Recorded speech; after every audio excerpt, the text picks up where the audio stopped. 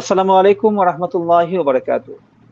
নাহমাদুহু ওয়া নুসাল্লি আলা রাসূলিহিল কারীম, আম্মা বা'দ।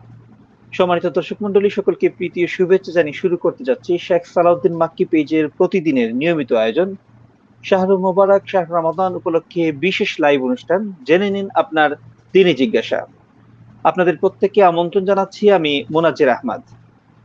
দর্শক, প্রতিদিন আমরা আপনাদের সামনে নির্দিষ্ট একটি সময়ে আমরা আসি আমাদের মনের যে সকল প্রশ্ন আমাদের মধ্যে উকি দেয় কিংবা যে সকল সন্দেহ সংশয় তৈরি হয় ইসলামী শরিয়া পালন করতে গিয়ে আমরা সেই সকল সন্দেহ সংশয় দূর করার জন্য এবং আপনাদের মনের সকল অজানা বিষয়কে জানানোর জন্য এক সালাউদ্দিন মাক্কি পেজের আপনাদের জন্য আয়োজন করেছে অনন্য এই প্রোগ্রাম জেনে নিন আপনার দিনই জিজ্ঞাসা।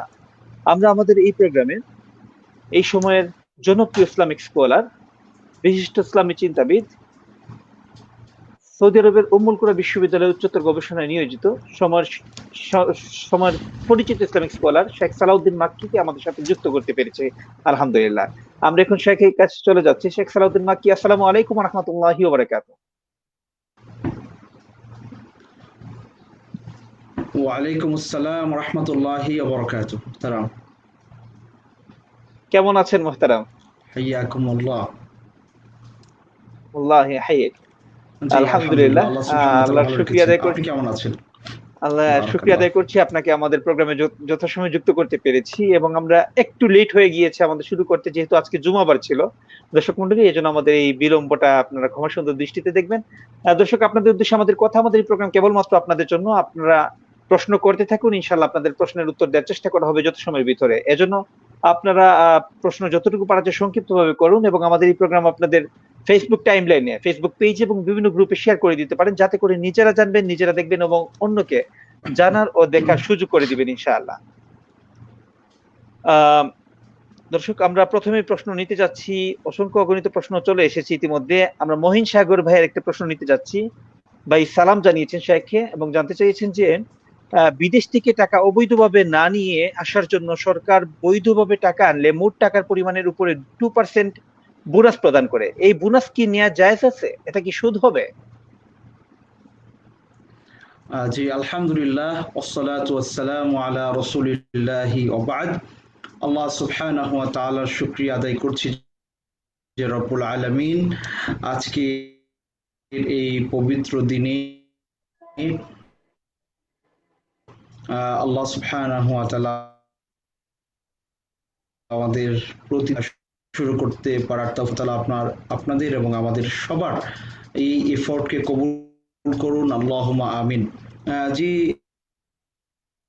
শেখ মোনাজির, আপনি যে প্রশ্নটি আমাকে করেছেন, যে আমরা জানি বেশ কয়েক বছর যাবত মেবি যে বাংলাদেশ সরকার একটি প্রণোদনা ঘোষণা করেছে, যারা বিদেশ থেকে রেমিটেন্স পাঠাবে ব্যাংকের মাধ্যমে, তারা হুন্ডিতে না গিয়ে যদি তারা ট্যাক্স প্রদান করে সেখানে টাকা পাঠায়, যেটাতে সরকার রেমিটেন্স পাচ্ছে, সরকার লাভবান হচ্ছে, দেশ লাভবান হচ্ছে, সেক্ষেত্রে তাদেরকে 2% প্রণোদনা দেয়া হবে।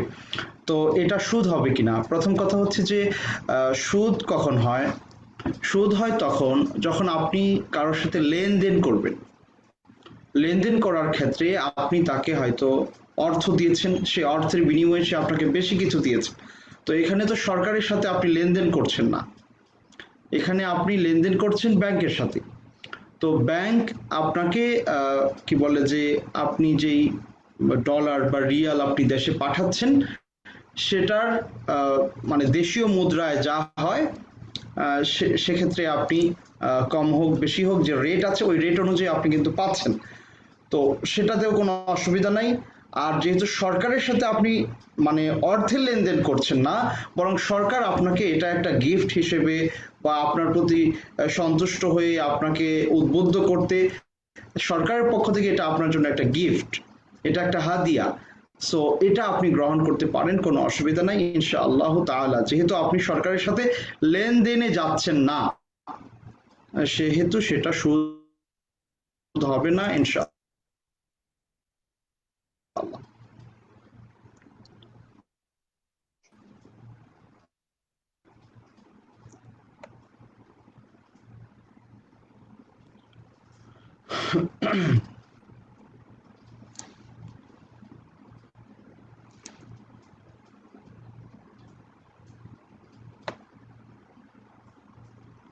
শেখ মুনাজ্জির, আপনি আমাকে শুনতে জি, পাচ্ছেন? আন্তরিক মোবারকবাদ মোহতারাম। মনে হয় একটু নেটওয়ার্কের কারণে বিচ্ছিন্ন হচ্ছিলাম বারবার। দর্শক, আপনাদের উদ্দেশ্যে আমাদের কথা, আপনাদের প্রশ্ন আমাদেরকে একবার আচ্ছা। আপনাদের প্রশ্নের চাপে পড়ে যাবে।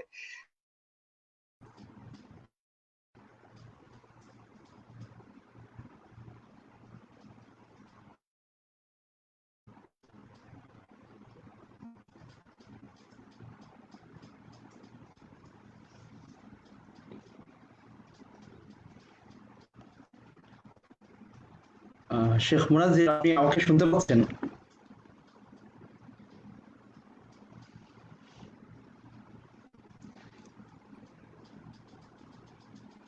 শেখ শুনতে পাচ্ছেন আমাকে? আমি শুনতে পাচ্ছি এখন, জি। আমি জি। এখন শুনতে পাচ্ছি আ মোহতারাম। আচ্ছা, মোহাম্মদ ইমরান হোসেন খোকন উনি জানতে চাচ্ছেন যে জাকাতের টাকা দিয়ে কি জনসাধারণের জন্য ডিপ টিউবওয়েল স্থাপন করা যাবে কিনা? জি সম্মানিত ভাই, জাকাতের টাকা বিলি বন্টনের জন্য নির্দিষ্ট একটি খাত রয়েছে। আল্লাহ সুবহানাহু ওয়া তাআলা ৮টি খাতের কথা পবিত্র কোরআনুল কারীমে মেনশন করেছেন। ইন্নামাস সাদাকাতু লিল ফুকারাই ওয়াল মাসাকিন ওয়াল আমিলিনা আলাইহা ইলা আখিরিল আয়াহ। ৮ শ্রেণীর ব্যক্তি বা গোষ্ঠী তারা জাকাতের সম্পদ গ্রহণ করতে পারবে। এর বাহিরে যে কোনো ধরনের সোশ্যাল ওয়ার্ক, সোশ্যাল ওয়েলফেয়ার যে কার্যক্রমগুলো করা হয় এগুলো ভালো কাজ, কিন্তু সেগুলোতে জাকাতের পয়সা দেয়া যাবে না। অনুরূপভাবে মসজিদ বিনির্মাণের ক্ষেত্রেও জাকাতের পয়সা দেয়া যাবে না, রাস্তাঘাট নির্মাণের ক্ষেত্রেও জাকাতের পয়সা দেয়া যাবে না। সুতরাং আপনি যদি কোথাও টিউবওয়েল মানে প্রতিস্থাপন করতে চান, সেক্ষেত্রে সাধারণ সাদাকা থেকে, সাধারণ দান থেকে সেখানে আপনি সহযোগিতা করবেন, কিন্তু জাকাতের পয়সা থেকে টিউবওয়েল প্রতিস্থাপন করা যাবে না। জি, মোবারকবাদ মোহতারাম। শাফায়েত মামুন আমাদের একজন সম্মানিত দর্শক জানতে চেয়েছেন যে বিতির সালাত কি জামাতে আদায় করা আবশ্যক কিনা? না, সলাতুল উইতির যেহেতু ৫ ওয়াক্ত সলাতের অন্তর্ভুক্ত না, অর্থাৎ ৫ ওয়াক্ত ফরজ সলাতের অন্তর্ভুক্ত না, সেক্ষেত্রে অবশ্যই সেটি জামাতে আদায় করা জরুরি নয়। সেটা জামাতে আদায় করা অবশ্যই জরুরি নয়। আপনি যদি জামাতে আদায় করতে চান করতে পারেন, অথবা আপনি যদি একাকী আদায় করতে চান তাও করতে পারেন, কোনো অসুবিধা নাই বিইذনিল্লাহি তাআলা। তবে সলাতুত তারাবিহ আদায়ের পর ইমাম সাহেব যতক্ষণ পর্যন্ত মসজিদ থেকে বিচ্ছিন্ন না হন, জামাত থেকে বিচ্ছিন্ন না হন, অতক্ষণ পর্যন্ত তার পেছনে থেকে সলা আদায় করার আলাদা একটি ফজিলতের কথা হাদিসের মধ্যে আসছে। এই জন্য আমরা বলবো রমাদান মাসে যদি মসজিদে সলাতুল উইতির জামাতে হয়, আপনি সেখানে আদায় করতে পারেন ইনশাআল্লাহ। মোহতারাম, আন্তরিক ধন্যবাদ। রোজা রেখে পারফিউম ব্যবহার করা যাবে কিনা আমাদের একজন সম্মানিত ভাই জানতে চেয়েছে। আচ্ছা, রোজা রেখে পারফিউম ব্যবহার করাতে কোনো অসুবিধা নাই। যেহেতু এটি আপনার রোজার বিষয়টা কি, মানে ইয়াদাউ তাআমাহু ওয়া শাহওয়াতাহু লিআজলি, সে তার খাদ্য দ্রব্য, পানাহার এবং প্রবৃত্তি মানে জৈবিক চাহিদা ছেড়ে দিয়েছে আমার সন্তুষ্টির লক্ষ্যে। এটা হলো রোজার উদ্দেশ্য। আপনি আল্লাহর সন্তুষ্টির লক্ষ্যে পানাহার ছেড়ে দিবেন এবং জৈবিক যে কাজ আছে সেগুলো ছেড়ে দিবেন। তো পারফিউম ব্যবহার করা তো পানাহারেও পড়ে না, আবার এটা জৈবিক তাড়নারও কোনো কাজ নয়। সুতরাং পারফিউম ব্যবহারে কোনো অসুবিধা নাই ইনশাআল্লাহ। ইনশাআল্লাহ। আমাদের একজন সম্মানিত ভাই মোহাম্মদ জাহেদুল ইসলাম রিয়াদ জানতে চেয়েছেন যে রাগের বশে মা যদি ছোট্ট বাচ্চাকে অতিরিক্ত মারধর করেন, তার জন্য মা কি গুনাহগার হবেন? জি, সুন্দর প্রশ্ন করেছেন উনি। নিঃসন্দেহে আহ, মানে কারো উপরে জুলম করা, এটা ইসলামের শরিয়াতে সুস্পষ্ট নিষেধ। আয-যুলমু যুলুমাতুন ইয়াওমাল কিয়ামা। যারা জুলম করবে সেটা কিয়ামতের দিন তার জন্য কি বলে যে অন্ধকারে রূপ নিবে। তো সেটা মা যদি সন্তানকে শাসন করে, শাসন করার অধিকার ওনার আছে, কিন্তু উনি যদি শাসনের পরিবর্তে শাসন যতটুকু করা দরকার তার চেয়ে বেশি পরিমাণে শাসন করেন, তাহলে কিন্তু তিনি আল্লাহ সুবহানাহু ওয়া তাআলার কাছে অবশ্যই এই কাজের জন্য জবাবদিহি করতে হবে এবং এটি জুলম। এই জুলমের জন্য তিনি কিন্তু আল্লাহ সুবহানাহু ওয়া তাআলার কাছে জবাবদিহি তার আওতাধীনে চলে যাবেন। যদিও তিনি মা, তারপরেও তার শাসনের ক্ষেত্রেও লিমিটেশন মেনটেন করা দরকার। জি।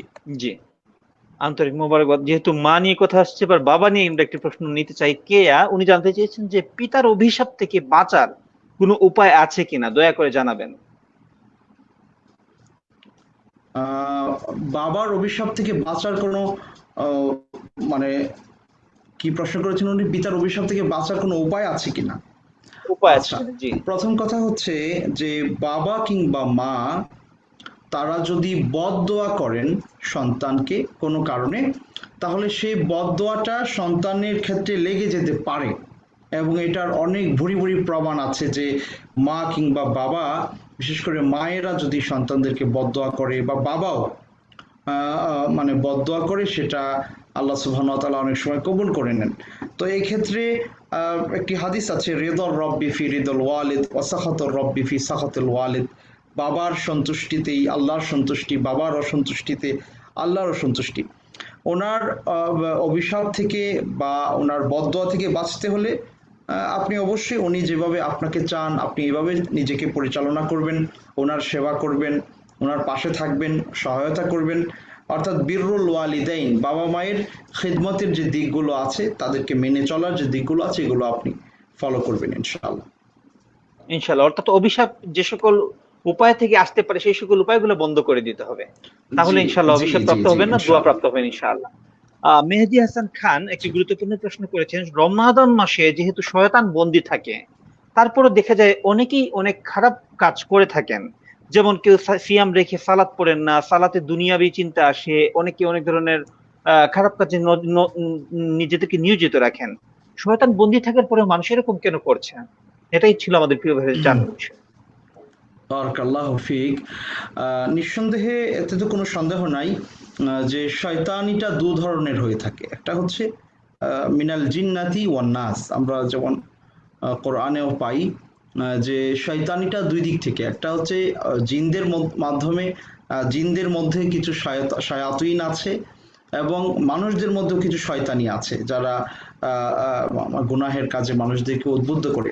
আর প্রত্যেকটি মানুষের ভেতরে কিন্তু একটি প্রবৃত্তি আছে, ওয়া ইন্নান নাফসা লাআম্মারাতুন বিসসু ইল্লা মা রাহিমা রব্বি। সূরা ইউসুফে আল্লাহ সুবহানাহু ওয়া তাআলা বলছেন, নিঃসন্দেহে মানুষের তার যে প্রবৃত্তির তাড়না, এটা সবসময় মানুষকে খারাপ কাজে উদ্বুদ্ধ করে। সুতরাং জিন শয়তান রমাদানে বন্দী থাকলেও, যেটি হাদিসে আসছে, ওয়াসুফিদাতি শায়াতুইন অসুলসিলাতি শায়াতুইন, তাকে শৃঙ্খলা মানে শৃঙ্খলিত করা হয়। এত কিছুর পরেও মানুষের মধ্যে তো একটা প্রবৃত্তি কাজ করে, এবং সে সবসময় সেই বাজে কাজের দিকে প্রবৃত্তি মানুষদেরকে নিয়ে যেতে চায়। তো সেটা থেকে নিজেকে বিরত রাখার নাম তাকওয়া। তো যেহেতু মানবীয় প্রবৃত্তি সচল থাকে রমাদান মাসেও, সেই কারণে মানুষ গুনাহের কাজ করে, সেই কারণে মানুষ গুনাহের কাজ করে।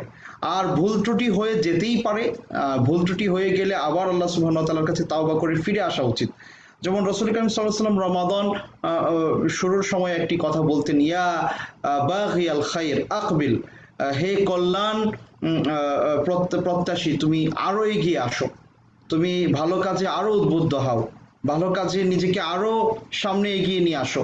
ওয়াবাগিয়া শার আকসির, আর যে ব্যক্তি অকল্যাণ কাজ মানে অকল্যাণমূলক কাজ করে আসছে, গুনাহের কাজ করে আসছে, তাকে বলা হয়েছে যে তুমি এটা কমিয়ে ফেলো। খেয়াল করে দেখেন, মানে মন্দ কাজটা একেবারে ছেড়ে দেয়া এটা একটু কঠিন, মন্দ হয়েই যেতে পারে, কিন্তু সেটা যেন অবশ্যই কাবিরা গুনাহ না হয়, সেটা যেন ছোটখাটো কোনো ভুল ত্রুটি হলেও আবার আমরা ফিরে আসি, এরকম একটা অবস্থার মধ্যে আমাদের থাকা উচিত। তো মোহতারামকে বলবো, যিনি প্রশ্ন করেছেন, যে শয়তান শৃঙ্খলিত হয়েছে, কিন্তু আমাদের ভেতরকার যে মানে মানবীয় প্রবৃত্তির যে প্ররোচনা, এটা তো শৃঙ্খলিত হয় নাই, এটা জারি আছে।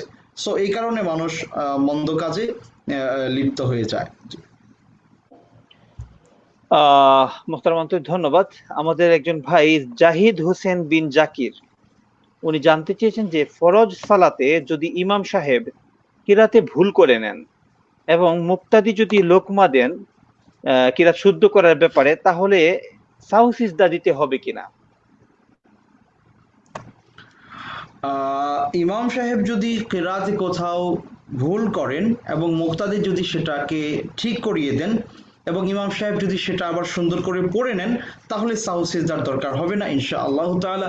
সাহু সিজদা সাধারণত সালাতের কোনো ওয়াজিবাত যদি ছুটে যায় বা কোথাও যদি অতিরিক্ত কোনো রুকন বেড়ে যায়, সেক্ষেত্রে সাহু সিজদার বিষয়টা আসে। জি জি। সাবিনা ইসলাম মিষ্টি উনি জানতে চেয়েছেন যে বিয়ের দেনমোহর টাকা দিয়ে না দিয়ে কি হিসেবে 5 ওয়াক্ত নামাজ কি জায়েজ হবে কিনা? মানে টাকা না দিয়ে কি সুন্দর 5 প্রশ্ন ওয়াক্ত নামাজ করেছেন। এটা? জি হ্যাঁ, বিয়ের দেনমোহর হিসেবে টাকা পয়সা না দিয়ে যদি 5 ওয়াক্ত সালাত দেনমোহর হিসেবে ধরা হয়, যে আমার বিবাহের দেনমোহর হচ্ছে যে আমার স্বামী 5 ওয়াক্ত নামাজ পড়বে, হ্যাঁ, এটা করা যাবে কিনা, তাই তো প্রশ্ন? জি, এই ব্যাপারে আমরা জি জি জি বলবো যে রসুল করিম সাল্লাল্লাহু আলাইহি ওয়াসাল্লামের জীবদ্দশায় একটি ঘটনা ঘটেছিল ঠিক এরকম, যে একজন মহিলা আল্লাহ রসুল সাল্লাল্লাহু আলাইহি ওয়াসাল্লাম একটা সমাবেশে ছিলেন, এক জায়গায় বসেছিলেন, একটি বৈঠকে ছিলেন।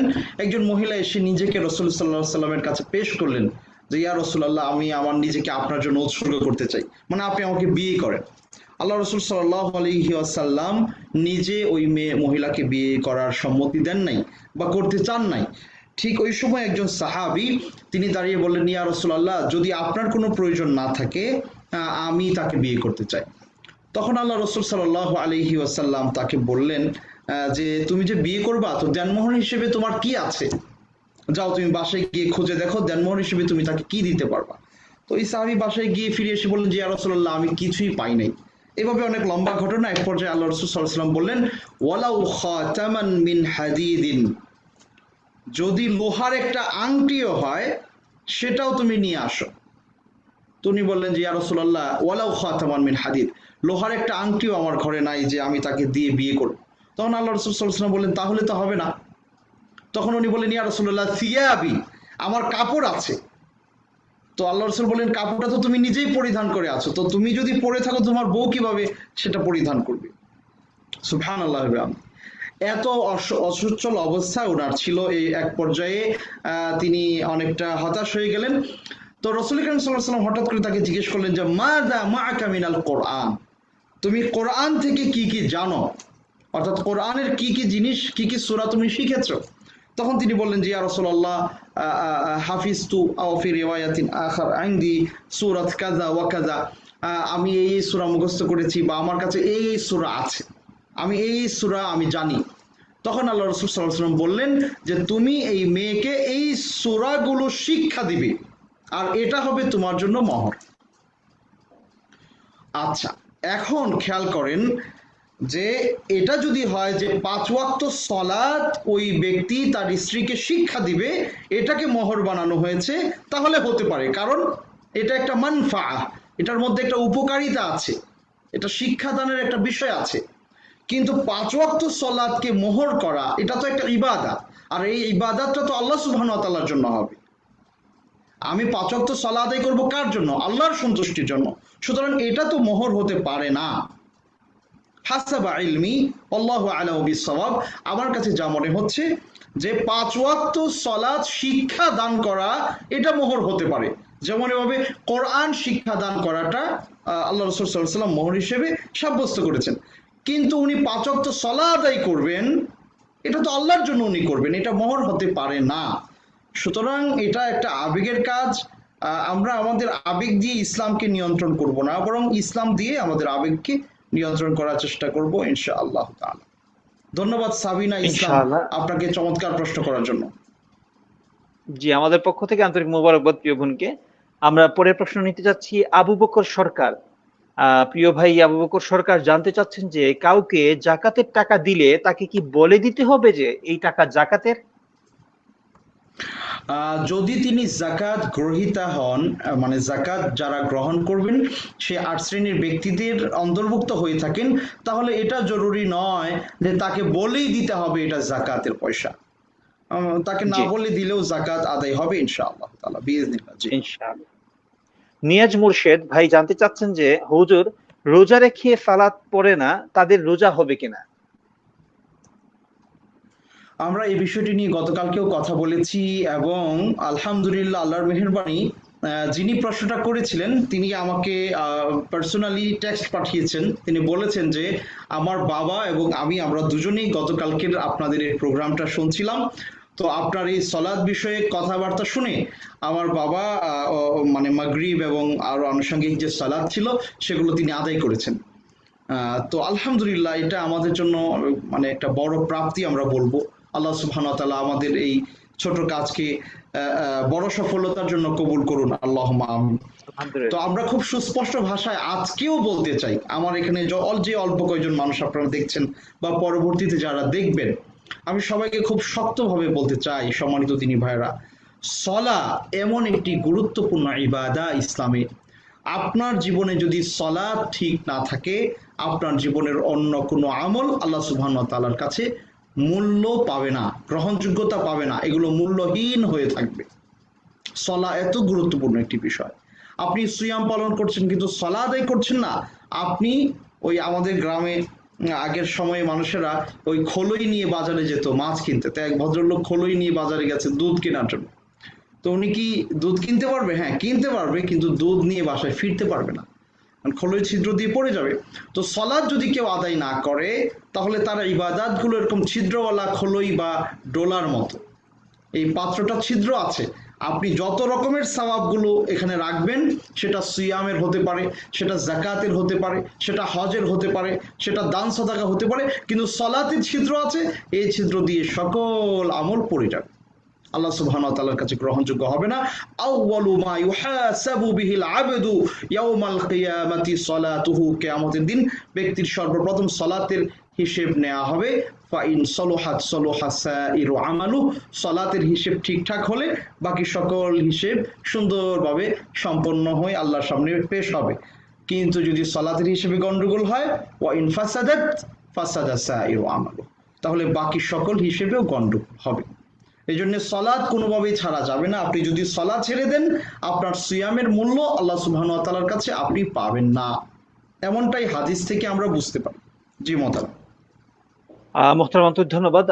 সম্মানিত দর্শক মন্ডলী, আমরা যেন পাঁচ ওয়াক্ত নামাজের ব্যাপারে খুব যত্নশীল হই এবং অতীতে যতটুকু মিস হয়ে গিয়েছে আল্লাহর কাছে কামনুবাক্যে ক্ষমা চেয়ে আগামীর দিনগুলোতে যেন আর মিস না হয়, সেজন্য প্রতিজ্ঞাবদ্ধ হয়ে যেন এই রমাদান থেকে যেন আমরা চালু করতে পারি পাঁচ ওয়াক্ত নামাজের বিষয় এবং সুন্নাত নফলের ব্যাপার। আল্লাহ তাআলা আমাদের প্রত্যেককে তৌফিক দান করুন। আমরা প্রশ্ন নিতে যাচ্ছি। আহ লুৎফুন নাহার লুৎফা, উনি জানতে চেয়েছেন যে সিয়াম পালন অবস্থায় তরকারির লবণ পরীক্ষা করা যাবে কিনা? জি, সিয়াম পালন অবস্থায় ফোকাহাগণ বলেন, কেউ যদি তরকারি লবণ কম হয়েছে না বেশি হয়েছে, এটা যেহেতু একটি মাসলাহার বিষয়, অর্থাৎ 10 জন 15 জন মানুষ এই খাবার খাবে, তো এক্ষেত্রে উনি স্বাদ টেস্ট করতে পারবেন কিন্তু গিলতে পারবেন না। কথাটা আমি আবার বলছি, উনি স্বাদ টেস্ট করতে পারবেন কিন্তু সেটা গিলে ফেলতে পারবেন না। উনি স্বাদ দেখলেন লবণ কম হয়েছে না বেশি হয়েছে, কুলি করে ফেলে দিবেন, কোনো অসুবিধা নাই ইনশাআল্লাহ তাআলা। আমাদের একজন ভাই বোন সাদিয়া জানতে চেয়েছেন যে ঘরে সাজগুজের সময় আইল্যান্ড বা চোখের যে পাপড়ি ব্যবহার করা যাবে কিনা? আইল্যাশ বা চোখের পাপড়ি ব্যবহার করা যাবে কিনা? আচ্ছা, এই ব্যাপারে আমরা বলবো ওয়াল আসলু ফিল মুআমালাতি আল ইবাহা, অর্থাৎ চলাফেরা, লেনদেন, উঠা বসা, সাজগোজ যত কিছু আছে, এ সকল ক্ষেত্রে ইসলামী শরিয়ার মূলনীতি হচ্ছে সবকিছুই করা যাবে, যে সকল কাজের ব্যাপারে নিষেধাজ্ঞা নাই সেগুলো ছাড়া। তো এখন কেউ যদি মানে এ ধরনের কিছু করতে চায়, শরীয়তে নিষেধাজ্ঞা আছে কিনা দেখতে হবে। যেমন কেউ যদি আপনার আলগা চুল লাগায়, এই ব্যাপারে নিষেধাজ্ঞা আছে, অর্থাৎ কারো চুল হয়তো ছোট কিন্তু মানে পরচুলা ব্যবহারের ব্যাপারে আল্লাহ রাসূল সাল্লাল্লাহু আলাইহি ওয়াসাল্লাম সুস্পষ্ট নিষেধ করেছেন। কেউ যদি আপনার শরীরে উল্কি আঁকে, লাআনাল্লাহুল ওয়াশিমাত ওয়াল মুস্তাওশিমাত ওয়াল ওয়াসিলাত ওয়াল মুস্তাওসিলাত, এ ধরনের বর্ণনা আসছে। কেউ যদি উল্কি আঁকে, কেউ যদি ভ্রু থেকে চুল মানে উঠিয়ে ফেলে, এই ব্যাপারগুলোতে নিষেধাজ্ঞা আছে। কিন্তু আপনার ব্রুতে আলাদা করে মানে চোখের ব্রু লাগানো, এটার ব্যাপারে নিষেধাজ্ঞা সুস্পষ্টভাবে আছে কিনা আমি ঠিক বলতে পারছি না। যদি নিষেধাজ্ঞা না থাকে তাহলে সেটা ব্যবহার করা যাবে ইনশাআল্লাহ তাআলা। সাজসজ্জার জন্য ঘরোয়া পরিবেশে কোনো অসুবিধা নাই, তার স্বামীর সামনে কোনো অসুবিধা নেই, কিন্তু সেটা পরিধান করে, এটা তো একটা সাজসজ্জা, এই সাজসজ্জা গ্রহণ করে তিনি অবশ্যই বাহিরে যেতে পারবেন না। তো ঘরে তার স্বামীর সামনে বা ঘরের ভেতরে তিনি যে আমার যতটুকু জানা আছে মনে হয় না যে এই ধরনের সাজসজ্জার ব্যাপারে নিষেধাজ্ঞা আছে। যদি নিষেধাজ্ঞা থাকে আমি জানি না, তাহলে করা যাবে না, আর যদি নিষেধাজ্ঞা না থাকে তাহলে করা যাবে।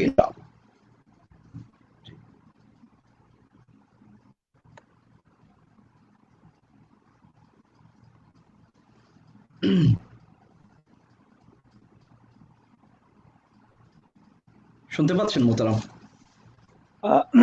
মোহতারাম আন্তরিক ধন্যবাদ। আমাদের একজন ভাই আল্লাহর গুলাম, উনি জানতে চেয়েছেন যে মোবাইলে বিয়ে করা কতটা শরিয়া সম্মত। মোবাইল ফোনের মাধ্যমে যদি কেউ বিয়ে শাদী করতে চায়, সেটা যদি ভিডিও কনফারেন্সের মাধ্যমে হয়, জি জি শুনতে পাচ্ছি, আমাকে শুনতে পাচ্ছেন? জি জি, সেটা যদি ভিডিও কনফারেন্সের মাধ্যমে হয়, এবং সেখানে যদি সুবাহা থেকে, সংশয় থেকে মুক্ত থাকার সুযোগ থাকে, লাইক যিনি বিয়ে করছেন তিনি উপস্থিত, তার সাথে পরিচয় আছে বা তাকে চিনে, মেয়ের বাবা বা তাদের অভিভাবক যারা আছে, তো মেয়ের পক্ষের অভিভাবকরা তারা এক জায়গায় থাকলো, ছেলে বা ছেলে পক্ষের লোকজন এক জায়গায় থাকলো, উভয় পক্ষের সেখানে ভিডিও কনফারেন্সের মাধ্যমে যদি বিয়ে সম্পন্ন হয়, সেখানে সাক্ষীর উপস্থিতি থাকে, মোহর নির্ধারণ করা হয়, আমরা আশা রাখি ইনশাআল্লাহ তাআলা এইভাবে বিয়ে সম্পন্ন বৈধ হবে ইনশাআল্লাহ তাআলা, বিইذنিল্লাহি তাআলা। জি।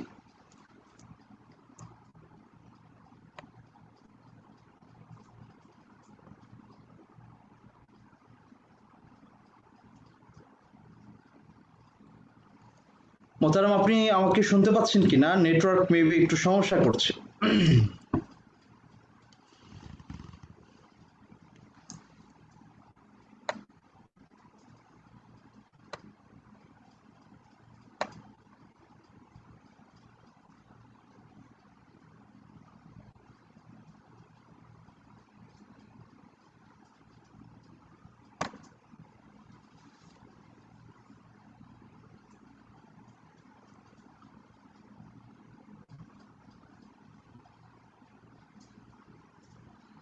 সম্মানিত দিনী ভাই বোনেরা যারা আমাদেরকে দেখছেন, নেটওয়ার্ক জটিলতার কারণে আমরা শেখ মুনাজ্জিরকে পাচ্ছি না।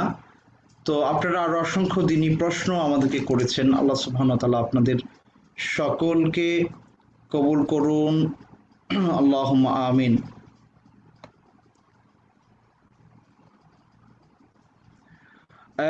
তারপর আমি তাহলে প্রশ্ন নিচ্ছি। প্রশ্ন করেছেন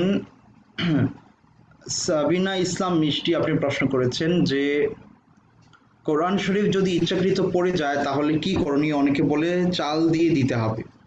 কোরআনুল কারীম যদি হাত থেকে পড়ে যায় ভুল ক্রমে, সেক্ষেত্রে আমরা, আমাদের সমাজে প্রচলিত একটা নীতি হচ্ছে বা নিয়ম হচ্ছে যে আমরা কি করি, সেই কোরআনকে ওজন করে চাল দান করে দিই, সাদাকা করে দিই।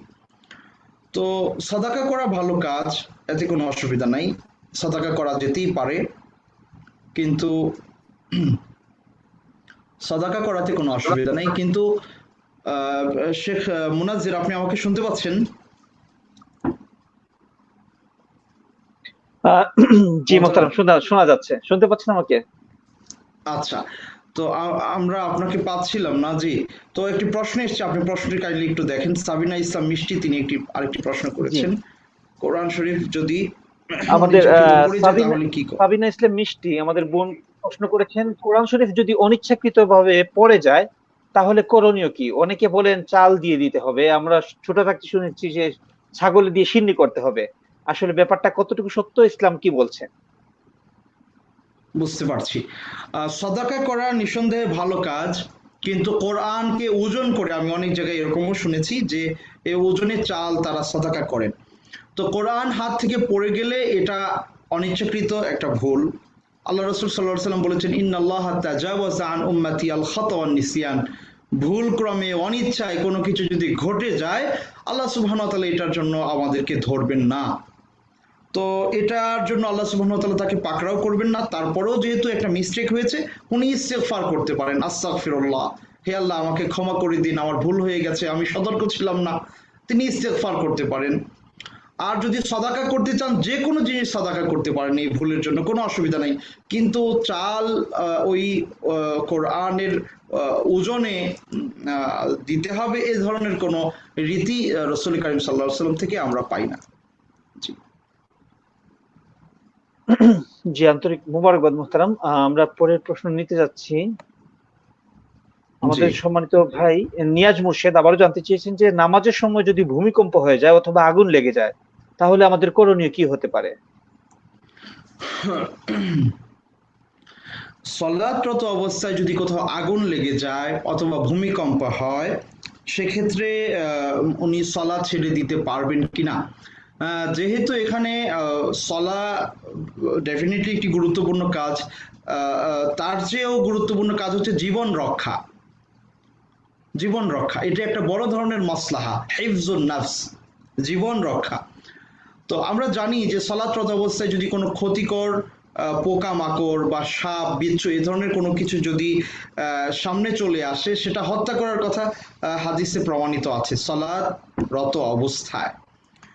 তো এখন এখান থেকে আমরা এই জিনিসটা বুঝতে পারি যে সলাতরত অবস্থায় যদি কোথাও ভূমিকম্প হয় বা আগুন লেগে যায়, অবশ্যই তিনি সলাত ছেড়ে দিয়ে তিনি নিরাপদ স্থানে চলে যেতে পারেন এবং সেখানে গিয়ে তিনি পুনরায় সলা আদায় করবেন পরিবেশ শান্ত হওয়ার পরে বা সেই সুযোগ অনুযায়ী। এটা আমরা বলতে পারি, কারণ এখানে মানুষের হিফজুন নাফস, মানুষ যদি না থাকে তো সলা আদায় কে করবে? মানুষ যদি মারাই যায় তাহলে সলা আদায় করবে কে? এক্ষেত্রে হিফজুন নাফস খুবই গুরুত্বপূর্ণ একটি বিষয়।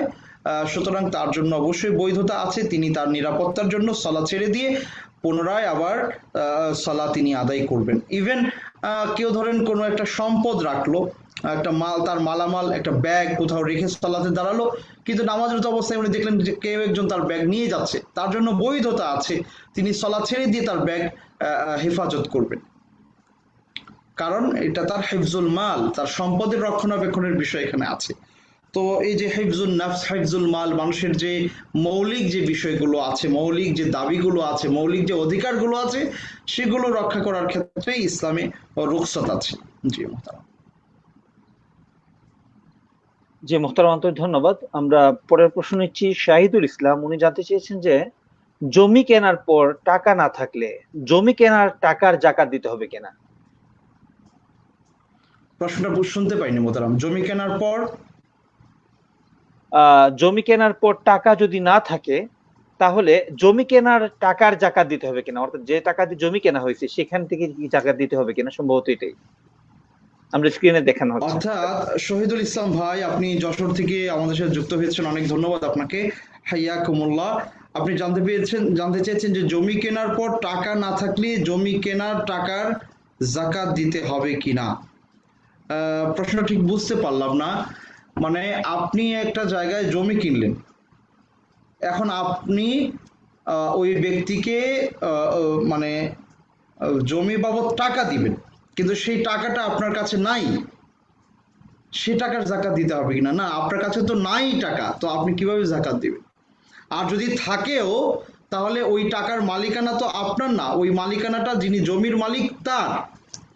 সুতরাং এক্ষেত্রে আপনার উপরে তো জাকাত আসবে না, আপনার উপরে জাকাত আসবে না, বরং আপনি তো এখানে ঋণী আছেন।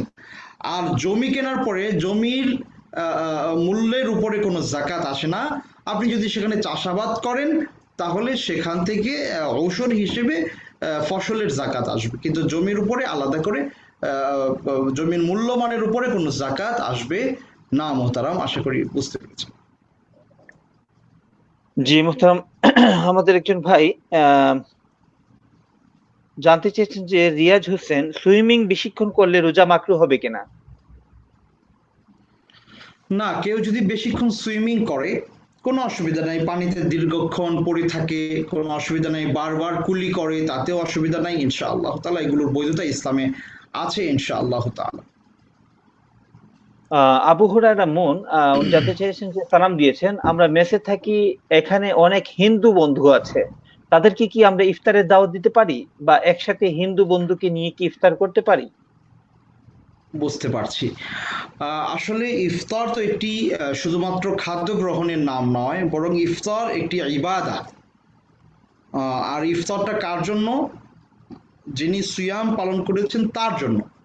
এই জন্য বেসিক্যালি আপনার ইফতার এটি যেহেতু একটি আমাদের রিচুয়ালস, সেক্ষেত্রে এটাতে বিধর্মীদেরকে দাওয়াত করে না আনাটাই ভালো। তবে যদি এমন হয় যে আমাদের এই রিচুয়ালসটা তারা যদি দেখে, দিনের প্রতি তারা উদ্বুদ্ধ হবে, মানে ইসলাম সম্পর্কে তারা জানতে আগ্রহী হবে, বা আমরা যে আল্লাহ সুবহানাহু ওয়া তাআলার জন্য চমৎকার এই ইবাদত করছি এটার সৌন্দর্য তাদের সামনে উপস্থাপিত হবে, এ ধরনের মাসলাহাত থাকলে পরে তাহলে সেখানে ইনভাইট করা যেতে পারে, কোনো অসুবিধা নেই ইনশাআল্লাহ তাআলা।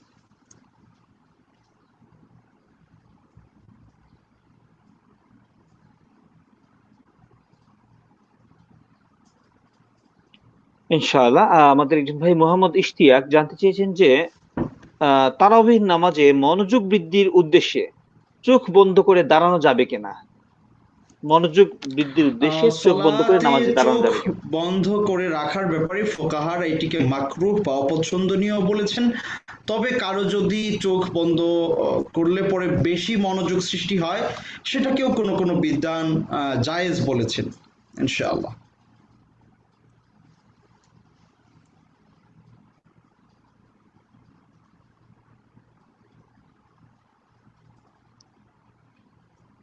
মোহতারাম আন্তরিক ধন্যবাদ। ইমরান হোসেন জানতে চেয়েছেন যে তারাবি একসাথে ৪ রাকাত পড়া যাবে কিনা? তারাবির নামাজ ২ রাকাত করে পড়ার কথা, ৪ রাকাত একসাথে পড়া যাবে কিনা মোহতারাম? যাবে কিনা, রাসূল করিম সাল্লাল্লাহু আলাইহি ওয়াসাল্লামের স্পষ্ট একটি বর্ণনা আছে যে সলাতুল লাইলি মাসনা মাসনা, রাতের সালাত দুরাকাত দুরাকাত করে। তো এখানে স্পষ্ট করেই বলা হয়েছে যে রাতের সালাত দুরাকাত দুরাকাত করে। তো আপনি দুরাকাত করেই পড়বেন, এটাই রাসূল সাল্লাল্লাহু আলাইহি সাল্লামের কাউলি এবং ফে'লি হাদিস দ্বারা প্রমাণিত। এটাই উত্তম যে আপনি দুরাকাত দুরাকাত করে পড়বেন। এখন আপনি যদি 4 রাকাত করে একসাথে পড়েন তাহলে কি গোনা হবে? না, আমরা বলবো এটা মানে খিলাফুল আউলা বা খিলাফুস সুন্নাহ, সুন্নার খিলাফ, উত্তম আমলের খিলাফ। তো আমার কি দরকার আমি ইচ্ছে করে উত্তম আমলের খিলাফ আরেকটা আমল করব? এই জন্য আমরা আপনাকে রিকোয়েস্ট করব আপনি দুরাকাত দুরাকাত করেই রাতের সালাত বা সালাতুত তারাবি বা কিয়ামুল লাইল যাই বলেন আপনি সেটা আদায় করবেন ইনশাআল্লাহ। মোহতারাম আন্তরিক ধন্যবাদ। আমাদের একজন সম্মানিত দর্শক মাইমুনা সিকদার রিয়ানা, আমরা স্ক্রিনে দেখাচ্ছি, উনি প্রশ্ন করেছেন যে হুজুর, আমরা কয়েকজন মেয়ে বড় বোন বা খালাদের তারাবি নামাজে জামাতে পড়ার জন্য যদি মসজিদ থেকে হুজুর আমাদেরকে যদি কাউকে ঠিক করে দেয়, পরিপূর্ণ পর্দা সহকারে যদি আমরা আদায় করি, তাহলে কি নামাজের কোনো সমস্যা হবে কিনা? অর্থাৎ মেয়েরা কোনো একটা জায়গায় মানে একজন পুরুষ ইমাম অথবা নারী ইমাম যাই হোক, সেটা নির্দিষ্ট করে যদি মেয়েরা কোথাও সালাহ আদায় করে, সেটার বৈধতা আছে কিনা এমনটাই তিনি হয়তো জানতে চেয়েছেন, তাই না? জি জি জি জি জি। হ্যাঁ, আয়েশা রাদিয়াল্লাহু তাআলা আনহা একজন ইমামের পেছনে সালাহ আদায় করেছিলেন। তিনি পুরুষ ছিলেন। আর রাসূল করিম সাল্লাল্লাহু আলাইহি সাল্লামের জীবদ্দশায় আল্লাহ রাসূল সাল্লাল্লাহু আলাইহি সাল্লামের পেছনে নারী পুরুষ সবাই সালাহ আদায় করেছেন। সুতরাং কোনো ব্যক্তিকে যদি ঠিক করে দেওয়া হয় এবং মেয়েরা যদি পর্দার অন্তরালে থেকে ইক্তিদা করে, সেক্ষেত্রে অবশ্যই তাদের সালাহ আদায় হয়ে যাবে ইনশাআল্লাহ তাআলা। আর মেয়ে যদি ইমাম হয় তাহলে তারা মেয়ে আপনার সালাতে আলাদা কাতার করবে না, একই কাতারের মাঝখানে দাঁড়িয়ে তিনিও নারীদেরকে নিয়ে জামাতে সালাহ আদায় করতে পারেন, কোনো অসুবিধা নেই ইনশাআল্লাহ। মোহতারাম আন্তরিক ধন্যবাদ। মির্জা মোহাম্মদ ইকবাল, উনি জানতে চেয়েছেন যে কোনো জায়গায়, শরীরের কোনো জায়গা থেকে কেটে গিয়ে রক্ত যদি বের হয় অনবরত এবং মুখ দিয়ে রক্ত আসলে রোজা নষ্ট হবে কিনা? বুঝতে পারছি। ইযা কানা দাম ইয়াসির, যদি রক্ত অল্প পরিমাণে হয় তাহলে আশা রাখি ইনশাআল্লাহ তাআলা রোজা ভাঙবে না বা রোজা ভাঙতেও হবে না। কিন্তু যদি এমন হয় যে খুব বড় রকমের দুর্ঘটনা ঘটেছে এবং প্রচুর পরিমাণে রক্তক্ষরণ হয়েছে, শরীর দুর্বল হয়ে গেছে, সেক্ষেত্রে তিনি রোজা ভেঙে ফেলতে পারবেন ইনশাআল্লাহ তাআলা। তবে এক্ষেত্রে রোজা ভাঙবে না ইনশাআল্লাহ। কোনো জায়গায় কেটে গিয়ে যদি রক্ত বের হয় রোজা ভাঙবে না ইনশাআল্লাহ। জি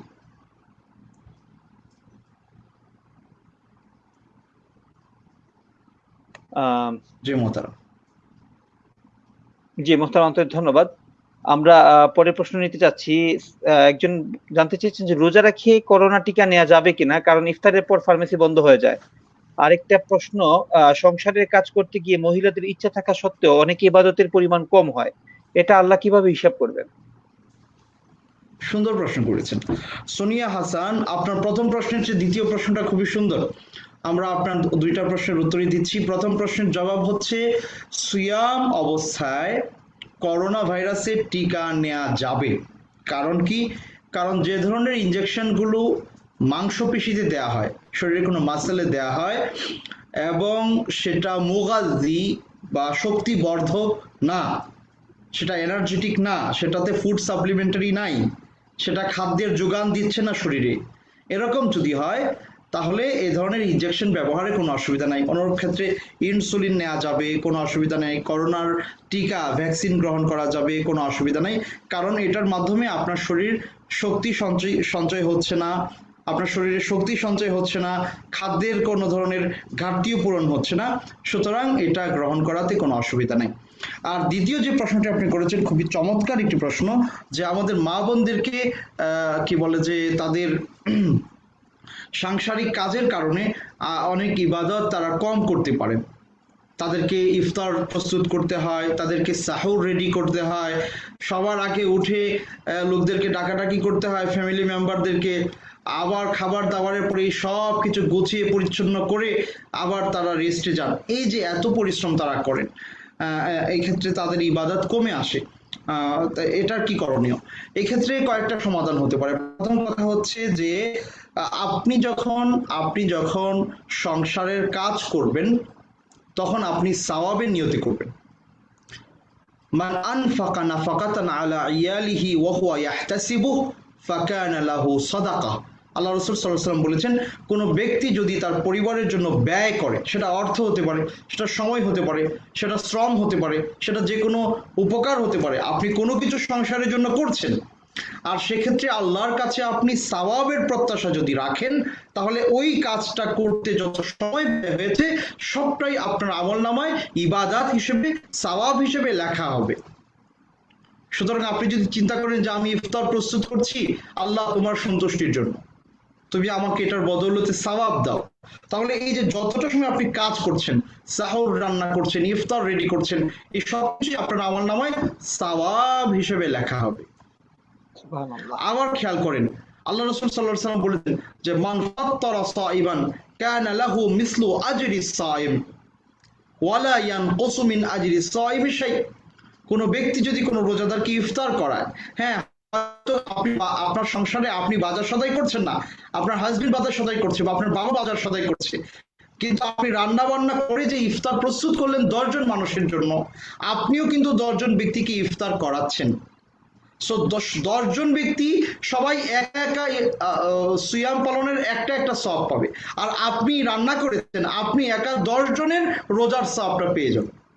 তো আপনি কোন সুবহানাল্লাহ। অংশে কম পাচ্ছেন? কিন্তু আপনার প্রত্যাশার জায়গাটা আল্লাহর কাছে বড় করে দেখতে হবে যে হে আল্লাহ, এটা শুধু আমার রেসপন্সিবিলিটি, আমি রান্না করবো এই জন্যই করছি না, বরং আমি তোমার সন্তুষ্টির জন্য রান্না করছি, আমি তোমার সন্তুষ্টির জন্য রোজাদারদের খেদমত করছি। জি। তো মুহতারাম। এই ধরনের চিন্তা যদি থাকে তাহলে কিন্তু ওনাদের এই সাংসারিক কাজগুলো কিন্তু ইবাদাতে পরিণত হবে ইনশাআল্লাহ। এর পাশাপাশি মেয়েরা যখন রান্না বান্না করে, সংসারের কাজ করে, তখন তারা নানান কথাবার্তা বলে। হয়তো হয়তো মা মেয়ে বা বোনেরা একসাথে কাজ করছে, বা যারা আছে 2-4 জন একসাথে কাজ করছে, তো এই সময় নানান কথাবার্তা বলে, ওই সময় নানান কথাবার্তা না বলে জিকির আজকারে ব্যস্ত থাকা, সুবহানাল্লাহ, আলহামদুলিল্লাহ, আল্লাহু আকবার, আস্তাগফিরুল্লাহ, সকাল সন্ধ্যার দোয়াগুলো পড়া। এর পাশাপাশি কোরআনের তিলাওয়াত, যদি কারো কোরআন হেফজ থাকে তিনি কোরআনের তিলাওয়াত করতে পারেন, আর অতটুকু না পারলে কোরআনের তিলাওয়াত তিনি মোবাইল ফোনে বা ল্যাপটপে অন করে রাখতে পারেন। এইভাবে কিন্তু ওনারা নানান ধরনের অতিরিক্ত সওয়াবের কাজে অংশগ্রহণ করতে পারেন ইনশাআল্লাহ। মোহতারাম আন্তরিক ধন্যবাদ। আমার এখানে একটু স্ক্রিনে সমস্যা হচ্ছে, আমি কন্ট্রোল প্যানেলকে বলবো যদি কোনো প্রশ্ন থাকে আমাদেরকে স্ক্রিনে দেখিয়ে দেওয়ার জন্য। আমি আরেকটি প্রশ্ন নিতে চাচ্ছি। একজন সম্মানিত দর্শক জানতে চেয়েছেন যে আহ নেয়ামতুল্লাহ ভাই জানতে চেয়েছেন যে পাওনা টাকার জাকাত কিভাবে দিব, যার কাছে থেকে টাকা পাবো তাকে কি বলতে পারি আপনি এই টাকার জাকাত দিয়ে দেন? হ্যাঁ, পাওনা টাকার জাকাত আপনাকেই দিতে হবে। যার কাছে আপনি টাকা পাবেন তিনি আপনার জাকাত আদায় করবে না, এবং সে জাকাত আদায় করার মতো মানে সে যোগ্যতাও তার থাকবে না বা থাকে না, আর সে এটার দায়িত্ব নিবে না। সুতরাং আপনার টাকার জাকাত আপনাকে দিতে হবে। আচ্ছা, এখন পাওনা টাকাটা দু ধরনের হতে পারে। একটা হচ্ছে এরকম যে আপনি কারোর কাছে টাকা পান, আপনি চাওয়া মাত্রই সে আপনার টাকা ফেরত দিতে পারে, এরকম যোগ্যতা বা এরকম পরিস্থিতি আছে। আপনিও বোঝেন যে আমি হয়তো ব্যাংকে টাকা রেখেছি, ব্যাংক থেকে পাই, অথবা আমি কাউকে ঋণ দিয়েছি, আমি যখন তাকে বলবো ভাই আমার টাকাটা ফেরত দিন, সে দিয়ে দিবে। পাওয়া মানে চাওয়া মাত্রই আপনি আপনার সে টাকা ফেরত পাবেন। এই টাকার জাকাত হিসেব করে প্রতি বছর আপনাকে দিতে হবে, যদি জাকাত পরিমাণ সেটা হয়। আর যদি এমন হয় দ্বিতীয় অবস্থা, যে আমি কারো কাছে টাকা পাই কিন্তু আমি যদি টাকাটা চাই সে আমাকে ফেরত দিতে পারবে না, কবে নাগাদ ফেরত দিতে পারবে সেটাও নিশ্চিত না, আদৌ কি ফেরত দিতে পারবে কিনা সেটাও নিশ্চিত না, এরকম অনিশ্চয়তা যদি থাকে, তাহলে আপনি অপেক্ষা করবেন, সেই টাকা হাতে আসলে পরে বিগত বছরগুলোর জাকাত একসাথে আপনি আদায় করবেন। আল্লাহ তাআলা।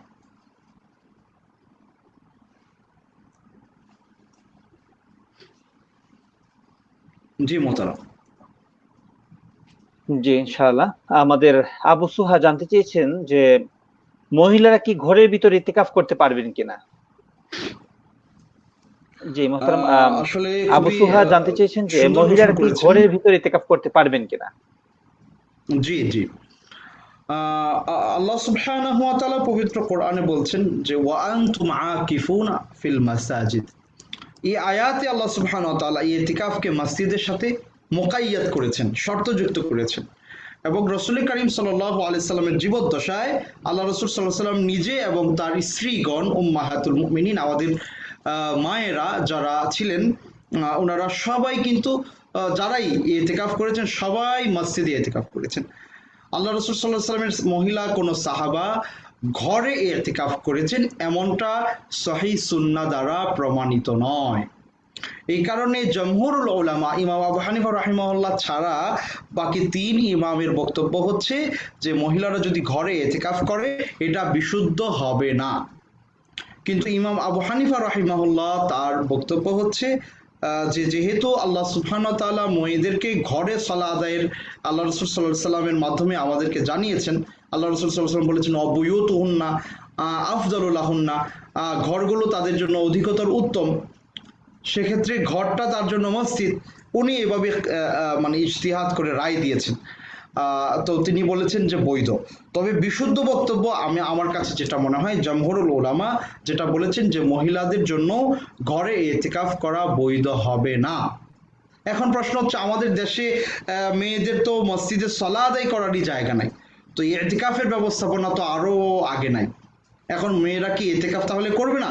হ্যাঁ, এই যে কঠিন পরিস্থিতি তৈরি হয়েছে, এই অবস্থায় আমি বলবো যে যদি মসজিদে ইতিকাফের ব্যবস্থা রাখার মতো সুযোগ থাকে রাখা উচিত। মসজিদে যদি মেয়েদের ইতিকাফের ব্যবস্থা রাখার সুযোগ থাকে, যারা দায়িত্বশীল ব্যক্তিবর্গ আছেন তাদের দায়িত্ব এই কাজটা করা। আমরা সৌদি আরবে দেখি মসজিদুল হারামে, মসজিদে নববীতে এখন করোনা প্যান্ডামিকের কারণে বন্ধ আছে, কিন্তু অন্যান্য সময় স্বাভাবিক অবস্থায় মহিলারাও মসজিদে ইতিকাফ করেন। তো এই জন্য মহিলাদের মসজিদে ইতিকাফের ব্যবস্থা রাখা উচিত। যেহেতু ব্যবস্থা নাই, মহিলারা যদি ঘরে ইতিকাফ করে আশা রাখি ইনশাআল্লাহ তারা ইতিকাফের সওয়াব পাবেন। তবে জমহুরুল উলামার বক্তব্য হচ্ছে মেয়েরা মসজিদে ইতিকাফ করতে হবে, ঘরে নয়। জি মোহতারাম। যে মোহতারাম, আমরা আগের একটি প্রশ্ন নিতে যাচ্ছি। আমাদের একজন ভাই জানতে চেয়েছেন যে খুবই গুরুত্বপূর্ণ, উনি একজন ডাক্তার। উনি জানতে চেয়েছেন যে ওনারা ডাক্তারি পেশার কারণে ওনার সাথে বিভিন্ন কোম্পানি তাদের সাথে যোগাযোগ করেন, ঔষধ কোম্পানি, এবং তাদের ঔষধ দেওয়ার ব্যাপারে তাদেরকে একটু সাজেস্ট করেন। আর এই ক্ষেত্রে প্রণোদনা হিসেবে তাদেরকে বিভিন্ন প্যাড, কলম, এমনকি বিভিন্ন ধরনের উপহার, গিফট বক্স, মোটরসাইকেল, ঘর বাড়ি পর্যন্ত দেয়া হয়, গাড়ি পর্যন্ত দেয়া হয়। তো এই বিষয়টা, এই প্রণোদনাটা কিংবা এই উপহারের নামে যে জিনিসটা করা হচ্ছে, এটা গ্রহণ করা কি ঠিক হবে কিনা? জি, সম্মানিত শেখ মুনাজ্জির, হাইয়াকাল্লাহ ওয়া বারাকাল্লাহু ফিক। আমরা মানে খুবই গুরুত্বপূর্ণ একটি প্রশ্ন শুনলাম আপনার কাছে।